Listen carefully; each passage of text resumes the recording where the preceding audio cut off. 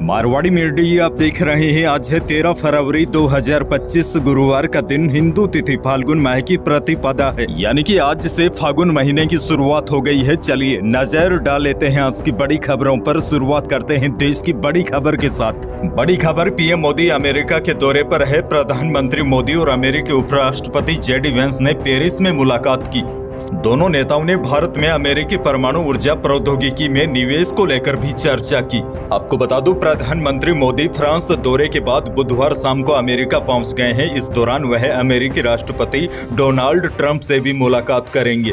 प्रधानमंत्री मोदी 14 फरवरी तक अमेरिका में रहेंगे, जहां विभिन्न द्विपक्षीय मुद्दों पर चर्चा होने की संभावना है। आगे बढ़ेंगे। देश की एक और बड़ी खबर, महाकुंभ में माघ पूर्णिमा के दिन जबरदस्त भीड़ रही। संगम के चारों ओर 15 किलोमीटर के दायरे में श्रद्धालुओं की भीड़ रही। प्रशासन के मुताबिक कल करीब 3 करोड़ लोगों ने संगम में डुबकी लगाई। श्रद्धालुओं पर हेलीकॉप्टर से 25 क्विंटल फूल बरसाए गए। वहीं आपको बता दूं, प्रयागराज जाने वाले रास्तों में भीषण जाम के बाद ट्रैफिक प्लान में भी बदलाव किया गया। शहरों में वाहनों की एंट्री बंद है और मेला क्षेत्रों में भी कोई भी वाहन नहीं चलेगा। ऐसे में श्रद्धालुओं को संगम पहुंचने के लिए 10 से 15 किलोमीटर तक पैदल चलना पड़ रहा है।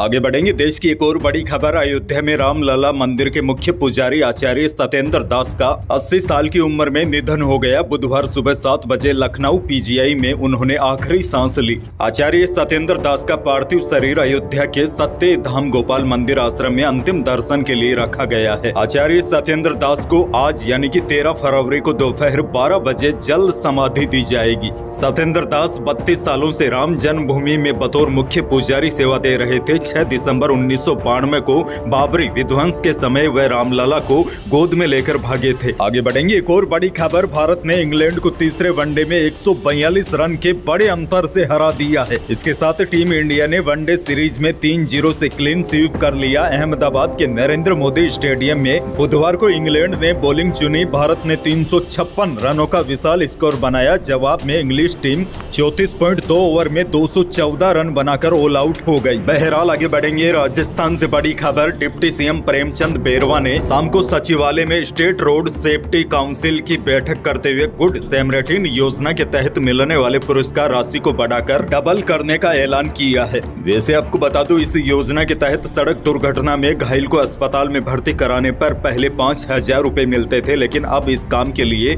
सरकार 10,000 रुपए राशि देगी। यानी कि जैसे सड़क पर कोई एक्सीडेंट हो गया और आप उस समय सहायता करते हुए बिना टाइम वेस्ट किए हुए घायल को अगर अस्पताल में भर्ती कराते हैं तो सरकार 10,000 रुपए की राशि इनाम के रूप में देगी। और देखिए, अब राज्य सरकार की एम्बुलेंस सेवा 108 और NHAI की 1033 एम्बुलेंस सेवाओं का एकीकरण किया जा रहा है, ताकि चिकित्सा सहायता को जल्द से जल्द दुर्घटना स्थल तक पहुंचाया जा सके। अच्छा, बड़ी खबर आपको यह भी दे दूं, प्रदेश में दुर्घटनाएं लगातार बढ़ रही है। बड़ी खबर सिरोही से है। सिरोही में तेज रफ्तार ट्रक ने ऑटो रिक्शा को पीछे से टक्कर मार दी, जिसकी वजह से ट्रक में रखी लोहे की भारी मशीन केबिन को तोड़ते हुए ऑटो के ऊपर गिर गई। यानी कि जैसे ही एक्सीडेंट हुआ तो ट्रक के अंदर पड़ा हुआ सामान ऑटो के ऊपर गिर गया। केबिन में एक भारी मशीन भी थी, जो केबिन को तोड़ते हुए ऑटो पर आ गिरी। मशीन के नीचे दबने से 2 महिलाओं समेत 4 लोगों की मौत हो गई है। आगे बढ़ेंगे। ब्यावर से बड़ी खबर, ब्यावर में अभी कुछ ही दिनों पहले एक महिला ने एक साथ 4 बच्चों को जन्म दिया था, जिनका जीवन जन्म के समय खतरे में था, जिसके बाद सभी को डॉक्टरों की देखरेख में रखा गया, क्योंकि बच्चों का वजन काफी कम था। लेकिन अब सामने आया है कि चारों बच्चे स्वस्थ है और उनका वजन भी बढ़ रहा है।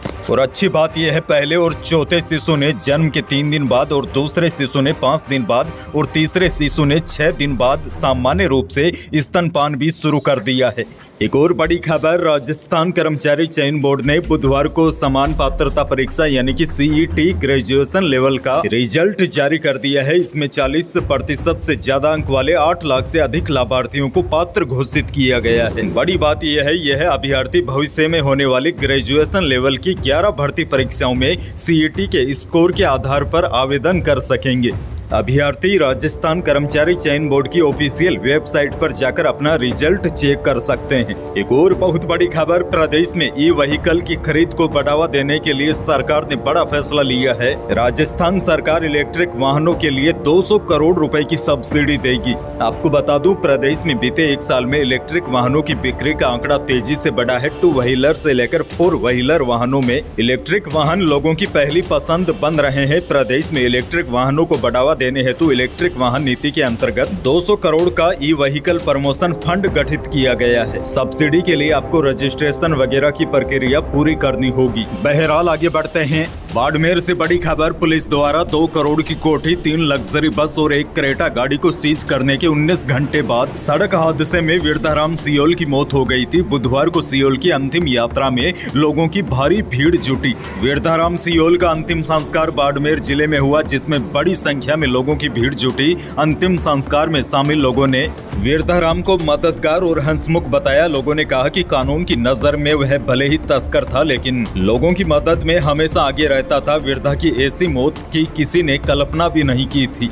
खैर आगे बढ़ेंगे। एक और बड़ी खबर, महाकुंभ मेले में यात्रियों की सुविधा के लिए रेलवे ने विशेष ट्रेनों का संचालन किया है, जिनमें 2 ट्रेनें जयपुर होकर गुजरेगी। यह ट्रेन श्री गंगानगर से बरौनी और कोलकाता के लिए चलाई जा रही है। रेलवे के अधिकारियों ने बताया कि महाकुंभ मेले के मद्देनजर यात्रियों की बढ़ती संख्या को देखते हुए यह विशेष ट्रेनें चलाई जा रही है। जयपुर सहित प्रदेश के विभिन्न स्टेशनों से बड़ी संख्या में श्रद्धालु प्रयागराज और अन्य धार्मिक स्थलों की यात्रा करते हैं। यात्रियों की सुविधा को ध्यान में रखते हुए श्री गंगानगर बरौनी महाकुंभ मेला स्पेशल ट्रेन का संचालन एक ट्रिप के लिए किया जा रहा है। ट्रेन संख्या 04723 श्री गंगानगर से 15 फरवरी 2025 को शाम 3:30 बजे रवाना होगी और अगले दिन सुबह 3:30 बजे जयपुर पहुंचेगी। यहां से 3:40 बजे प्रस्थान कर यह ट्रेन 17 फरवरी को सुबह 9 बजे बरौनी पहुंचेगी।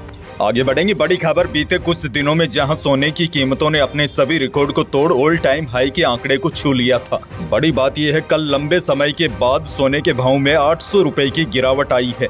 जयपुर सराफा कमेटी की ओर से जारी भाव के अनुसार जयपुर में 10 ग्राम 24 कैरेट सोने की कीमत 87,400 रुपए पर आ गई है। 22 कैरेट यानी कि जेवराती सोना भी 81,900 रुपए प्रति 10 ग्राम पहुंच गया है और 18 कैरेट सोना भी 69,000 रुपए प्रति 10 ग्राम रहा। वहीं चांदी रिफाइन की कीमत 97,200 रुपए प्रति किलो पर रही। आगे बढ़ेंगे। मौसम को लेकर बड़ी खबर, राजस्थान में अब दिन धीरे धीरे गर्म होने लगे हैं। बड़ी बात यह है, जोधपुर, बाड़मेर, जैसलमेर के बाद अब जयपुर में भी दिन का अधिकतम तापमान 30 डिग्री सेल्सियस पर पहुंच गया है। न्यूनतम तापमान में बढ़ोतरी होने से प्रदेश के कई शहरों में अब रात में भी सर्दी थोड़ी कम हो गई है। मौसम विशेषज्ञों के मुताबिक 15 फरवरी तक मौसम इसी तरह रहने की संभावना है, जबकि 16-17 फरवरी से मौसम में एक बार बदलाव हो सकता है। कुछ जगह बादल छा सकते हैं। बड़ी बात यह है, 15 फरवरी तक प्रदेश के अधिकांश भागों का मौसम शुष्क रहेगा और दिन के तापमान बढ़ेंगे। तो यही थी प्रदेश और देश की आज की बड़ी और महत्वपूर्ण खबरें। वीडियो को लाइक करना बिल्कुल न भूलिए और चैनल पर नए हैं तो सब्सक्राइब जरूर कीजिए ताकि आप अपडेट रहे बड़ी और काम की खबरों से। धन्यवाद।